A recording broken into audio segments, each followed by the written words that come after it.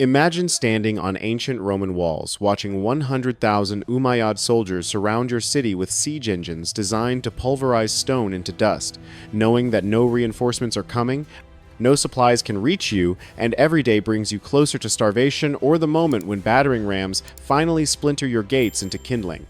Spring 721. A.D. Duke Odo of Aquitaine stood atop Toulouse's walls, watching the horizon darken not with storm clouds, but with the largest Islamic army ever assembled north of the Pyrenees.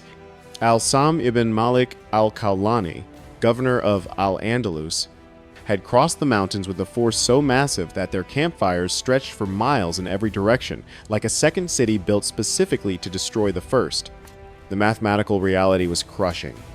Toulouse held perhaps 10,000 defenders, citizens, farmers, a few professional soldiers against an empire's full military might, backed by decades of conquest experience from Damascus to the Atlantic. For months, the siege would grind them down through arrow storms that darkened the sky, battering rams that shook foundations built by Roman engineers, and the slow, suffocating horror of watching supplies dwindle while enemy engineers dug tunnels beneath the walls to collapse them from below. But here's what makes this battle truly insane. Duke Odo had been preparing for this exact moment for years, secretly assembling a mobile cavalry force outside the city while pretending to be trapped inside, waiting for the precise instant when the Umayyad army was most vulnerable, most confident, most convinced that victory was inevitable. The siege of Toulouse became one of history's greatest examples of defensive endurance, followed by perfectly timed counterattack, where a dying city rose at dawn to shatter an empire's expansion into Francia. To understand why 100,000 Umayyad soldiers marched into southwestern Francia, you need to understand the world of the early 700 seconds, where two civilizations collided at the Pyrenees Mountains, with the fate of Western Europe hanging in the balance. To the south, across the Pyrenees that divide modern Spain and France, the Umayyad Caliphate ruled almost all of the Iberian Peninsula through al-Andalus, governed from the powerful city of Córdoba. This wasn't some distant threat or raiding party. This was one of the world's most sophisticated empires with professional armies, advanced siege engineering, and an unbroken string of military victories stretching from Damascus to the Atlantic Ocean. Cities that had belonged to the Visigothic kingdom had fallen one after another until nearly the entire region became Islamic territory. Life under Umayyad rule moved with imperial efficiency. They expanded roads, strengthened armies, and looked north for the next conquest opportunity. And from Córdoba, anyone studying a map could see the obvious target. The land beyond the mountains was rich, politically weak, and divided. To the north of the Pyrenees lay Aquitaine, a large independent region in what is now southwestern France, with Toulouse at its heart, a proud, prosperous Roman-built city ruled by Duke Odo. Aquitaine wasn't an empire or even a unified kingdom. It was a collection of lands, villages, and lords who often argued but shared one fundamental belief. They were free people who intended to remain that way under their own governance. For years, silent pressure existed between these two worlds. The Umayyads were powerful, united, accustomed to winning through superior tactics and overwhelming force. Aquitaine was smaller, independent, surrounded by larger neighbors like the Frankish kingdoms to the north, who were too busy with their own civil wars to offer help. If the Umayyads ever decided to move through the mountains, Aquitaine would be the first to face them alone and isolated. Everyone in the region understood that reality, and so did Odo, who had been preparing for this invasion since taking power. The cause of the coming war was simple, almost predictable in its imperial logic. After conquering Iberia systematically, the Umayyad leadership wanted stability, clear borders, complete control over major trade routes connecting the Mediterranean to the Atlantic. The lands north of the Pyrenees, especially Toulouse, which controlled crucial roads, stood directly in the way of that strategic plan. Odo refused to submit or pay tribute.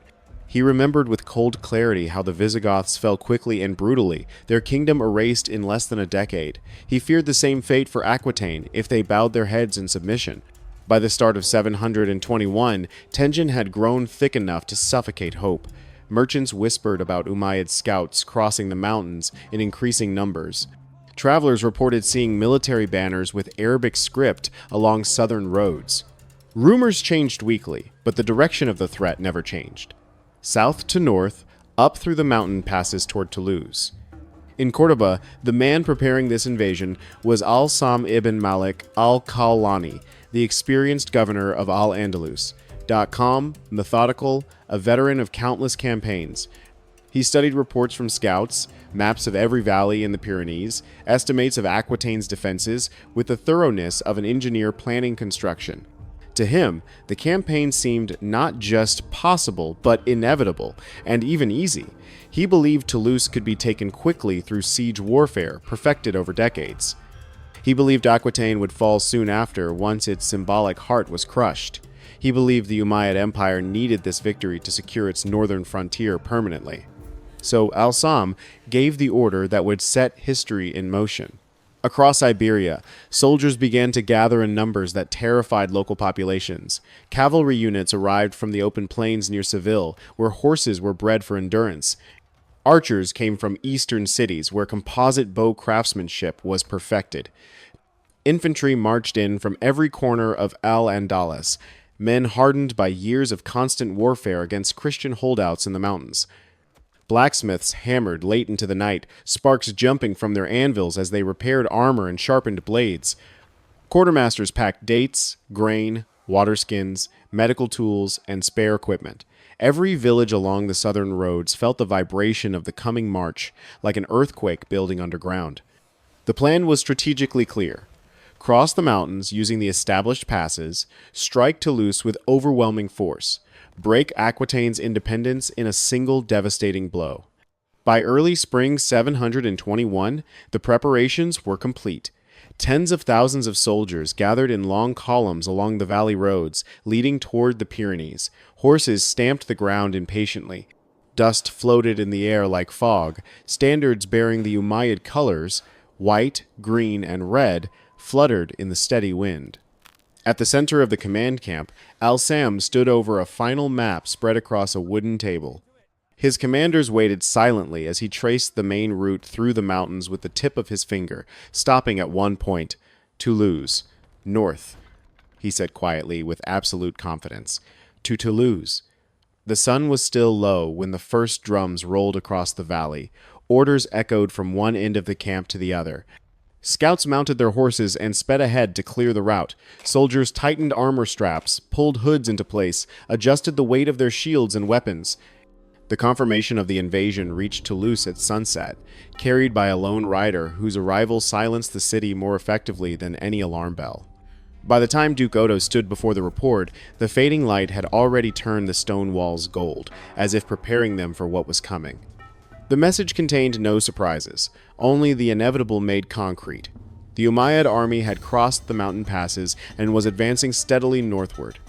Odo felt no shock, only a tightening in his chest, the weight of responsibility settling into its final shape. For years, he had warned Aquitaine that a storm was building beyond the Pyrenees. Now the clouds had finally broken. He summoned his council at dawn. Instead of fear, the room held something quieter. The unmistakable realization that history was entering their doorway uninvited. Maps were unrolled, reports were compared. Every path that led south told the same story with brutal consistency. The approaching force was too large to stop in open ground and too organized to scatter with raids. If Aquitaine was to survive, Toulouse had to withstand the first blow like an anchor holding a ship in a hurricane. Odo understood that a city could be more than stone and mortar. It could be a banner, a memory, a promise that resonated through generations. If Toulouse stood firm, Aquitaine would rally around it. If it fell, no amount of soldiers scattered across the countryside would save them from systematic conquest. He issued a call that spread through the countryside like wildfire. Aquitaine's survival depended on its people, all of them, acting as one unified force. And they answered with a speed that surprised even Odo. Men arrived in steady streams, farmers with hands hardened by years of working soil, hunters carrying old spears and bows, young boys whose faces had never seen war but refused to stay behind while their homeland burned. Fields were harvested early so grain could fill the city storehouses for the siege everyone knew was coming. Blacksmiths fired their forges day and night, reshaping plows into spearheads and farming tools into weapons. Women mended leather straps, carried stones to the ramparts for dropping on attackers, and filled jars with salt and dried meat for the months ahead.